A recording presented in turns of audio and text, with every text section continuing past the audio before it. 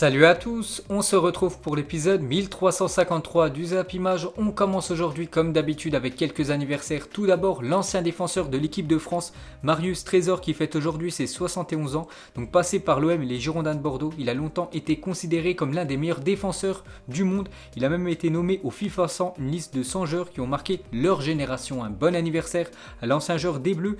Et pour finir, donc un autre défenseur fête son anniversaire aujourd'hui, c'est Marc Bartra, le défenseur espagnol qui fête aujourd'hui c'est 30 ans. Ensuite, on prend la direction de l'Angleterre. Hier soir, il y avait un match. Donc, Arsenal recevait l'équipe de Crystal Palace, deux clubs dans la ville de Londres. Donc, score final 0 partout. Donc, les Gunners sont tenus en échec par Crystal Palace et stagnent du coup à la 11e place de cette première ligue. Ensuite, direction l'Espagne. On va parler de la deuxième demi-finale de la Super Coupe d'Espagne qui avait lieu hier entre le Real Madrid et l'équipe de Bilbao. Donc, c'était dans le stade de Malaga. Et c'est Bilbao qui s'imposait 2-1 grâce à Raúl García qui inscrit un doublé contre un but de Karim Benzema. Donc le Real Madrid est éliminé de ce mini tournoi et Bilbao du coup se qualifie en finale et affrontera bien sûr l'équipe du Barça. Ça sera dimanche soir. Donc le Real Madrid ne conservera pas son titre parce que la saison dernière c'est eux qui avaient gagné cette super coupe d'Espagne. Donc le Real Madrid n'avait plus perdu depuis 8 matchs contre Bilbao. Donc les 8 derniers matchs c'était 4 victoires pour le Real Madrid, 4 matchs nuls, 0 défaite. Donc Bilbao met fin à cette mauvaise série. Toujours avec Bilbao met fin à la série de 9 matchs du Real Madrid sans défaite. Donc 10 matchs, 7 victoires pour le Real Madrid, 2 matchs nuls et du coup une défaite pour les Merengues. Donc ils étaient sur une très belle série. Donc depuis 9 matchs, voilà, ils ne s'étaient pas inclinés, cette équipe du Real Madrid. Leur dernière défaite remontait au 1er décembre dernier avec une défaite 2-0 contre le Shakhtar en Ligue des Champions. Vous vous souvenez, Zidane est à 2 doigts de se faire éliminer. Et du coup, après, il avait enchaîné pas mal de victoires, 6 victoires d'affilée, surtout avec des matchs très importants comme une qualification contre Gladbach, une victoire aussi contre Séville et cette victoire 2-0 contre l'Atlético Madrid. Donc il avait été sauvé pour son poste d'entraîneur. Et du coup, ils se sont inclinés hier. Bon, c'est pas une catastrophe, mais voilà, ça fait un peu tâche bien sûr pour le Real Madrid de se faire éliminer dès les demi-finales. Donc bien sûr ça fait la une des journaux sportifs espagnols. Donc la une du journal Marca, la grande première période des joueurs de Marcelino ont permis à Bilbao de gagner un match disputé. Le Real Madrid fut meilleur à la reprise mais s'est heurté au montant. Donc c'est vrai que le Real Madrid a touché quand même pas mal de fois le poteau ou la transversale hier. Et la une du journal AS, 2 buts de Raúl García ont abasourdi le Real Madrid et envoyé Bilbao en finale. Asensio a frappé 2 fois sur les montants. Donc on continue les gars avec Asensio qui a été bon, pour moi c'était l'un des meilleurs, peut-être le meilleur hier les gars, joueur du Real Madrid. Et Asensio le premier joueur avec 2 tirs sur le poteau dans un même match de toute l'histoire de la Super Coupe d'Espagne. Donc voilà une stat malchanceuse pour l'attaquant espagnol. Ensuite on va parler de Zinedine Zidane, la colère de Zidane. Donc il est en conférence de presse hier, donc il a fait quelques déclarations. Donc tout d'abord il a dit: notre première mi-temps a été compliquée, nous ne sommes pas bien entrés dans le match, ils ont marqué 2 buts. Et c'est compliqué. Ensuite nous avons été mieux en seconde période avec plusieurs occasions, un poteau, voilà a-t-il expliqué, regrettant les pertes de balles inhabituelles commises par ces joueurs. Surtout les gars, il y a un joueur hier qui est passé complètement à côté de son match, c'est Lucas Vázquez, mais bon voilà, normalement c'est pas un défenseur droit. Hier il a dépanné une fois de plus vu que Carvajal était forfait, et ça qu'hier il est fautif sur les 2 buts. Le joueur espagnol est toujours avec Zinedine Zidane. Donc le technicien français a toutefois eu du mal à cacher son exaspération après une question sur les conséquences de cette défaite. Le Marseillais a cette fois-ci répliqué de façon cinglante: que voulez-vous que nous arrêtions la saison? Voilà, par rapport à ce mauvais début d'année pour le Real Madrid. N'oubliez pas, sur les 4 derniers matchs, c'est seulement une victoire pour les Merengues. Ensuite, toujours avec l'équipe du Real Madrid, donc pour vous montrer aussi que c'est compliqué actuellement cette saison, donc a marqué 42 buts après 25 matchs, toutes compétitions confondues cette saison, le pire bilan après le même nombre de matchs disputés en plus de 50 ans quand même pour cette équipe du Real Madrid. Donc voilà une stat très moyenne, surtout dans le secteur offensif. Cette fois-ci on va parler de Karim Benzema, c'est juste la bonne nouvelle parce que Benzema qui est resté sur 3 matchs sans but, sans passe D, hier il a marqué un but et Benzema est devenu hier soir le 3e meilleur buteur français de l'histoire en inscrivant le 355e but de sa carrière. Il est toujours devancé par Thierry Henry 411 et Roger Courtois 364. Mais voilà, un but de plus pour Karim Benzema. Et aujourd'hui, Ben voilà, c'est un jour spécial pour Benzema parce qu'il y a 16 ans, jour pour jour, Benzema faisait ses débuts en pro du côté de l'Olympique lyonnais. On peut voir son palmarès, parce qu'il a un sacré palmarès quand même. Karim Benzema qui a quand même remporté 4 fois la Ligue des Champions, 4 fois la Ligue 1, 4 fois le Mondial des clubs, 3 Super Coupes d'Europe, 3 Super Coupes d'Espagne, 3 Ligas, 2 Coupes du Roi, 2 Trophées des Champions et une Coupe de France avec l'OL. Et pour finir les gars avec le foot espagnol, donc du coup la finale de cette Super Coupe d'Espagne, ça sera dimanche à 21h, le Barça jouera contre l'Athletic Bilbao.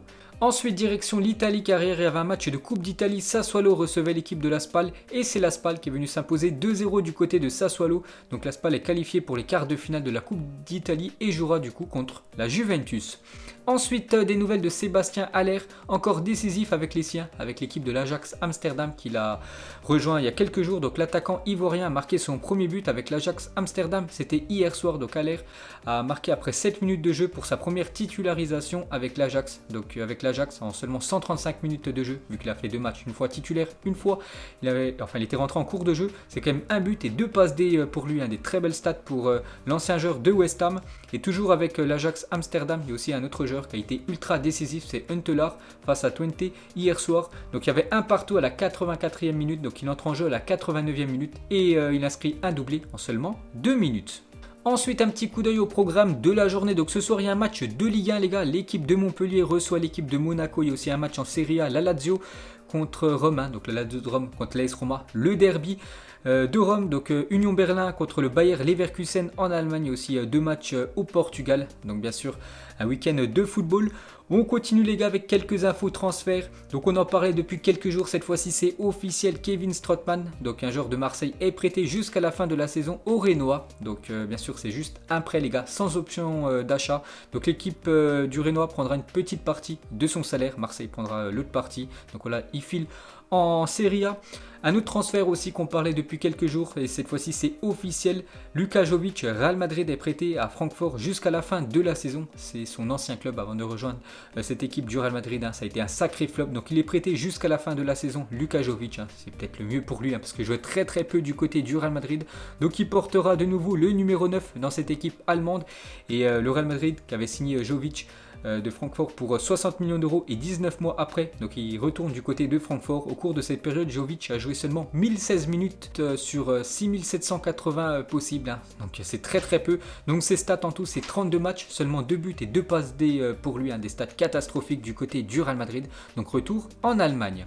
Ensuite des nouvelles de Moussa Dembélé, l'ancien Lyonnais qui a participé hier à son premier entraînement du côté de Madrid. Donc tout va bien pour lui. On peut voir qu'il portera le numéro 19 dans sa nouvelle équipe. Et cette fois-ci, on peut voir le joueur qui remplace tout simplement Dembélé du côté de l'Olympique lyonnais, c'est l'Algérien Slimani, lui aussi qui a participé à son premier entraînement hier. Ensuite, on va parler du Paris Saint-Germain. Regardez à quoi devrait ressembler le futur maillot domicile du Paris Saint-Germain pour la prochaine saison. Donc d'après Footy Inline, toujours très bien renseigné ce site. Donc c'est toujours pas officiel, mais il y a de grandes chances que le maillot du PSG, ça sera ces couleurs-là. Et on peut voir que ça sera la marque Air Jordan les gars. Au milieu de l'écusson du Paris Saint-Germain, il n'y aura plus la Tour Eiffel normalement pour l'année prochaine. Donc voilà à quoi devrait ressembler le futur maillot du PSG. Toujours avec cette équipe. Donc Marquinhos a disputé avant-hier son 300e match avec le Paris Saint-Germain. Donc félicitations à lui, un très très bon bien sûr Marquinhos qui est régulier match après match. Ensuite cette fois-ci on va parler de la Coupe de France faite aujourd'hui, c'est 104 ans d'existence. Donc les clubs les plus titrés sont le Paris Saint-Germain, 13 titres devant l'équipe de Marseille, 10 titres et l'AS Saint-Etienne et Lille, 6 titres. Ensuite, un documentaire consacré à Pelé sortira sur Netflix le 23 février prochain sur la légende brésilienne, bien sûr Pelé qui a quand même gagné 3 fois la Coupe du Monde dans sa carrière, c'est exceptionnel. Donc il y aura un documentaire qui sortira sur Netflix dans quelques jours. Ensuite, des nouvelles de Marcus Rashford a prévenu le Premier ministre britannique Boris Johnson que sa campagne en faveur des enfants défavorisés ne faisait que commencer. L'attaquant souhaite que chaque enfant de la prochaine génération démarre sa vie dans des conditions équitables. Donc encore un geste de très grande classe de Marcus Rashford, donc déjà très très bon dans le football et il fait énormément de choses en dehors du football Marcus Rashford. Donc félicitations à lui et grand respect bien sûr aux joueurs anglais. Ensuite il y a 3 ans, jour pour jour, Donc Tony Chaperon, un arbitre, avait fait une masterclass les gars, il tentait de faire trébucher le Nantais Diego Carlos, maintenant du côté de Séville, avant de l'expulser, c'est incroyable. Hein. C'était lors d'un match entre Nantes et l'équipe du Paris Saint-Germain, donc il y a 3 ans, jour pour jour, il avait fait un tacle sur un joueur, pourtant c'est l'arbitre, donc il avait été sanctionné hein, juste après les gars, je crois qu'il avait... il pouvait plus arbitrer pendant quasiment plus de 6 mois, donc il avait pris sa retraite. Ensuite, Lukaku a été désigné meilleur joueur belge de l'année 2020. Félicitations à Lukaku, très très bon hein, du côté de l'Inter Milan, donc c'est plutôt mérité. Donc ça se joue entre lui et Kevin De Bruyne. Donc du coup, c'est Lukaku qui a remporté ce trophée et toujours avec les Belges. Donc Eden Hazard a été élu meilleur joueur de l'histoire du football belge, ultimate icône par les fans des Diables Rouges. Donc félicitations à l'attaquant du Real Madrid. Ensuite, une déclaration de Victor Osimhen, il a dit: quand j'ai signé à Wolfsburg, je me suis rien acheté. Pour moi, avec ma prime, j'ai tout de suite acheté une maison à Lagos. Pour mon père, j'ai donné de l'argent à mes frères et sœurs et aujourd'hui, tout le monde est OK dans son business. Et il a dit aussi: ça me rend heureux de savoir qu'ils mangent à leur faim. Ils m'ont toujours aidé, c'est normal que je veuille changer leur vie. Donc voilà ce que dit Osimhen dès qu'il a reçu sa première paye de footballeur. Donc il s'est rien acheté pour lui, hein, les gars. Il s'est pas acheté de voiture, ni d'appartement ou de maison. Il a tout envoyé à sa famille. Ensuite, on va parler du PSG les gars, avec la crise du Covid. Donc depuis le début de l'année 2021, le PSG a mis 400 salariés, soit plus de 51% du personnel au chômage partiel. Le secteur sportif n'est pas touché par cette mesure, d'après France Bleu. Hein. Donc bien sûr, à cause du Covid, beaucoup de clubs les gars ont dû mettre au chômage partiel pas mal de leurs salariés. Toujours les gars avec cette crise du Covid, donc Andy Delors sur la baisse des salaires demandés aux joueurs de Ligue 1 et Ligue 2 en raison de la crise du Covid. Donc l'attaquant algérien, il a dit: pas besoin de faire une réunion pour décider d'une baisse de salaire, ça me pose aucun problème d'aider mon club, j'y suis prêt. Donc si Montpellier demande aux joueurs tout simplement de baisser leur salaire à cause des droits télé avec Mediapro, hein, vous savez ce qui s'est passé, et aussi à cause du Covid, lui, aucun souci les gars, il baissera son salaire. Ensuite, on va parler du FC Barcelone, on va parler du prochain président du Barça. Donc Victor Font, Toni Freixa et Laporta sont les 3 candidats finalistes pour devenir le nouveau président du FC Barcelone. L'élection aura lieu le 24 janvier prochain, donc dans une dizaine de jours, on connaîtra le futur président du FC Barcelone et le grand favori, c'est Laporta. Ensuite, on va parler de la marque New Balance, va devenir le nouvel équipementier de l'AS Roma à partir de la saison 2021-2022. Donc l'AS Roma actuellement avec Nike, donc ça va être fini dans quelques mois vu qu'ils vont passer avec New Balance. Ensuite, une déclaration de Léo Messi, bon elle date d'il y a quelques années, mais il avait dit: parfois quand je suis chez moi et que je n'ai rien à faire, j'appelle Neymar pour jouer à FIFA. Quand on joue, il choisit toujours le Brésil et moi l'Argentine. Neymar passe toujours la balle à lui-même et essaye de faire des dribbles, mais il n'est pas doué à FIFA. Donc voilà une déclaration de Messi hein, sur son copain tout simplement Neymar. Il joue de temps en temps à FIFA l'un contre l'autre. Ensuite, de quelle édition le ballon de la Ligue des Champions est-il le plus beau? Donc on peut voir le premier ballon hein, tout en haut à gauche, le ballon de la Ligue des Champions 2002 jusqu'à le ballon de la saison dernière. Donc voilà tous les ballons version Ligue des Champions et pour cette nouvelle saison les gars. Donc à partir des matchs à élimination directe, ça sera ce ballon là de couleur argentée.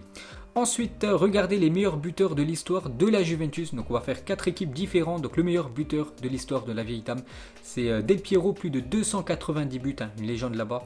On peut voir que David Trezeguet actuellement en 4e position. Cette fois-ci les meilleurs buteurs de l'histoire de Manchester United et c'est toujours Wayne Rooney avec plus de 253 buts inscrits. Wayne Rooney. Du côté de Manchester City, c'est Sergio Agüero, l'Argentin, plus de 256 buts. On peut voir sinon que tous les autres, hein, c'est des joueurs anglais. Et lui, bien sûr, c'est un joueur argentin. Et c'est lui le meilleur buteur de l'histoire des Citizens. Et côté Bayern Munich, hein, c'est Gerd Müller, plus de 564 buts inscrits du côté du Bayern. Hein, c'est le double par rapport au deuxième actuellement, Robert Lewandowski. Ensuite, regardez le 11 de l'année d'après ESPN, donc c'est un site britannique. Donc pour eux, c'est Manuel Neuer, le meilleur gardien de l'année 2020, avec David Ramos, Van Dijk, Alexander-Arnold. En milieu de terrain, Thiago Kimmich avec De Bruyne côté droit, Neymar côté gauche et devant Ronaldo et Lewandowski. On peut voir hein, qu'il n'y a pas Lionel Messi dans cette équipe. Ensuite, une photo d'un magnifique stade, les gars, c'est du côté des Maldives. Hein. Regardez ce magnifique terrain de foot avec le soleil en fond, les gars. Magnifique image. Et cette fois-ci, une autre photo d'un terrain de foot, hein. Dès que j'en vois les gars, je vous les propose. Cette fois-ci, ce magnifique terrain du côté du Japon. Ensuite, en 2015, la femme de Benitez avait déclaré que son mari arrivait dans les clubs laissés en ruine par Mourinho. Le Real Madrid est le troisième club que mon mari va entraîner après José Mourinho. Il doit réparer les pots cassés. Donc Mourinho bien sûr avait répondu sa femme se trompe et ce n'est pas une blague. Di Matteo m'a remplacé à Chelsea et Ancelotti à Madrid. Là où il m'a remplacé c'était à l'Inter. Il a détruit la meilleure équipe. Je pense qu'elle devait s'occuper du régime de son mari plus tôt, hein. C'est vrai que José Mourinho avec l'Inter en 2010, hein. Le triplé bien sûr, la Coupe d'Italie, championnat italien et bien sûr la Ligue des Champions. Et le prochain entraîneur, hein, quand il avait quitté bien sûr cette équipe de l'Inter, parce que Mourinho avait rejoint l'équipe du Real Madrid, donc c'était Benitez qui avait pris tout simplement cette équipe de l'Inter. Il avait tout simplement ruiné cette équipe italienne. Et toujours avec José Mourinho, donc cette fois-ci c'est Fabregas qui a fait une déclaration sur Mourinho. La première fois où j'ai rencontré José Mourinho, il m'a dit j'ai absolument besoin de signer 2 joueurs, toi et Diego Costa. Il a sorti un papier et un stylo, puis m'a dessiné l'équipe qu'il souhaitait pour la saison prochaine.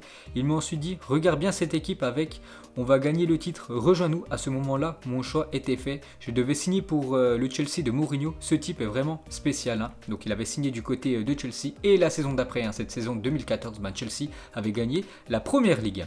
Et pour finir les gars, ce Zap Image, pas de question de fin aujourd'hui. Juste une info qui fait plaisir les gars sur cette équipe qui a souffert quand même ces dernières années. C'est l'équipe brésilienne de Chapecoense. Donc frappée il y a 4 ans par un accident d'avion lors duquel 19 de ses joueurs avaient perdu la vie. Le club de Chapecoense, relégué en deuxième division en 2018, a assuré cette semaine sa promotion en première division brésilienne. Et ça c'est une info qui fait plaisir. Donc voilà les gars, la fin de ce Zap Image 1353. Donc si ça vous a plu, un petit like et on se retrouve demain pour le prochain épisode. Ciao à tous.